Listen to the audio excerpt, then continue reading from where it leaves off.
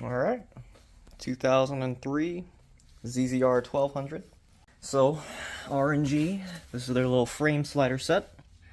You will have to cut for this. These little brackets are going to fit on there. That's your engine mount right there. It's going to sit on the, I think it's at the top and it's at the middle and either the bottom or middle and the top, one of the two. But you're going to have to take the fairings off on both sides. In the instructions it says work on the right side as you sit on it, so it'll be that side. Yeah, alright, let's get to it. So now we're on the right side still. It said in the instructions the top and the middle one. This is a 9/16. I thought I grabbed the millimeters. I guess not. It does say in the instructions when you do this, one side at a time, of course, support the engine a little bit. So I got a piece of 2x pushed up against it, not crazy heavy, but since that is your engine mount, you do want to give it a little support so it doesn't move around.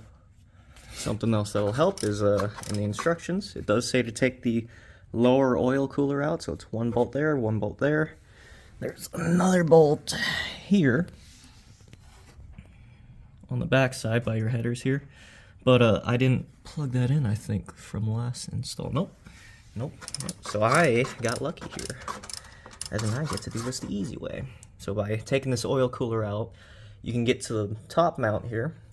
On the back of it, there's a nut on the other side of that bolt. You can't really remove it unless you hold on to that bolt, so here we go. It says to take one of the short ones and the long ones, and we're going to put it through the longer block. Now it doesn't look like it at first, but you line those up, and you see the difference right there. Let me, here's a nice semi-even surface. There we go. There is a difference. So take the longer one here, put the shorter one back.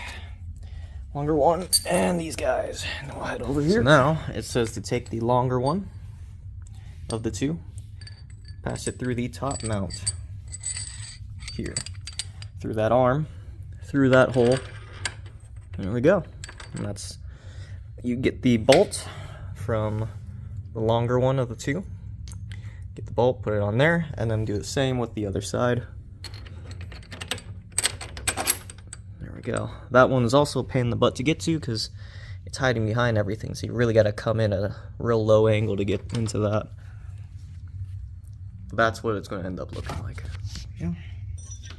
So I'll get in between the middle two headers, slide that wrench, the 17mm, onto that nut. And that's how I broke it loose. And now we're going to do the opposite and tighten it up. I actually need to tighten it. It's a little too loose right here, so I can't really get the proper leverage on this. It's just fighting me, so I'm going to tighten it. I'm going to snug it up first. Snug it up with this 17 and 17.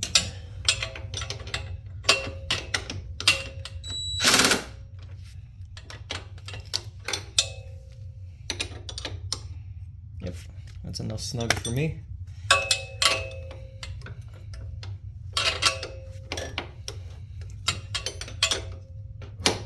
There we go. And 32.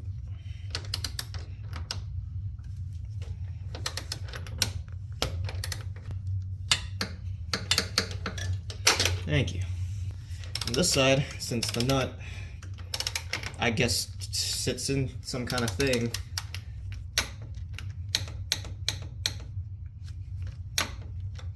yeah, there you go. So I have a 17mm in there, right there. It's holding on the nut on the back of this top mount. The middle mount, the nut, it sits somewhere where it holds itself in, so you don't have to worry about holding on to it once you break it loose. This side you do. 17 right there. I'm gonna start with the top one.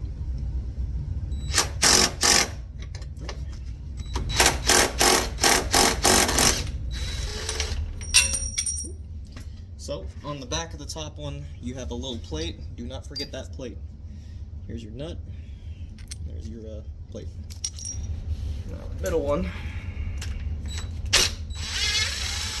was a lot easier. All right. Okay, so that nut's just sitting inside there. I'm not going to keep hitting it until it comes out, so I'm going to just leave that. So this is the shorter block for the left side. I almost said driver's side. You're going to make it sit like that. You're going to have the longer one on top, shorter one on the bottom, like that. So I'm going to zip the middle one in while that nut's still in there.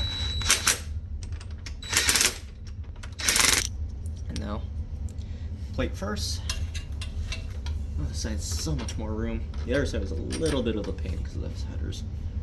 And then there's the nut. There we go.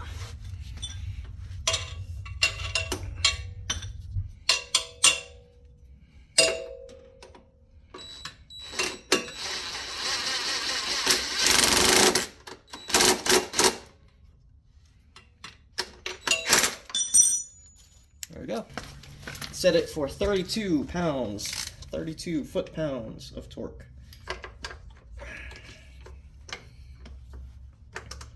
Oh, this side's still a little loose. I have to hold it in. Top one you might have to hold with a wrench.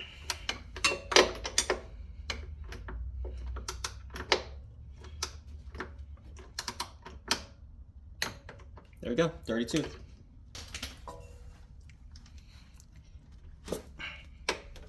I was pressing the wrench into my thumb against the radiator. That's the top one. Now I'll get the middle one.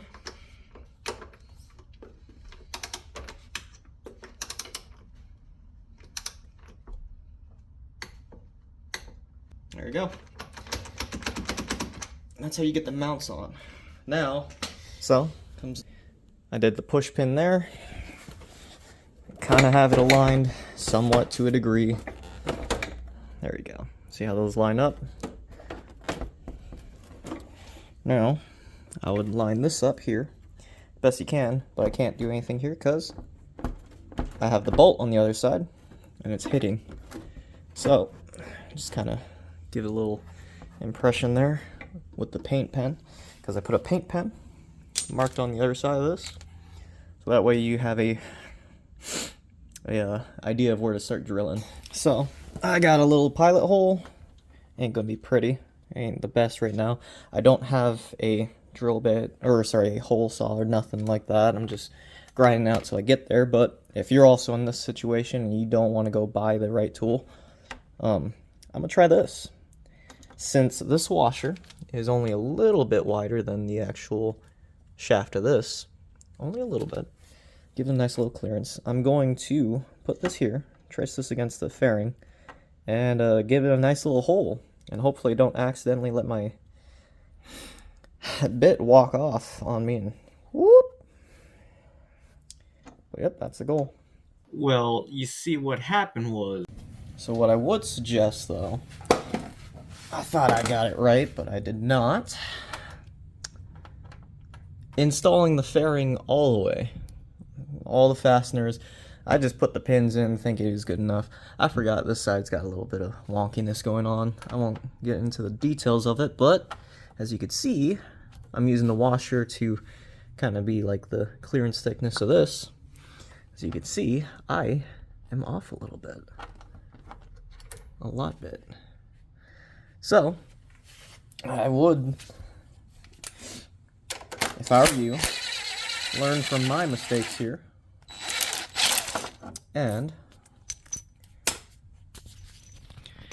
yeah, you can see the little mark I left, the new one, right down there and up there.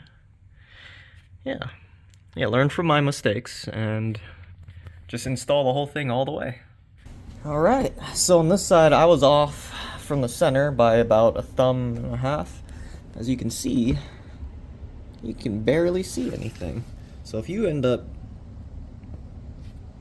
I wish I had some light so you can see that better, but if you end up going off a little too much, don't worry. Once you rim it out and drill it out and whatever, it's big enough to cover up most of the mistake, and then this will cover up the rest of it. So yeah. Look at that. There you go. That's how you do that.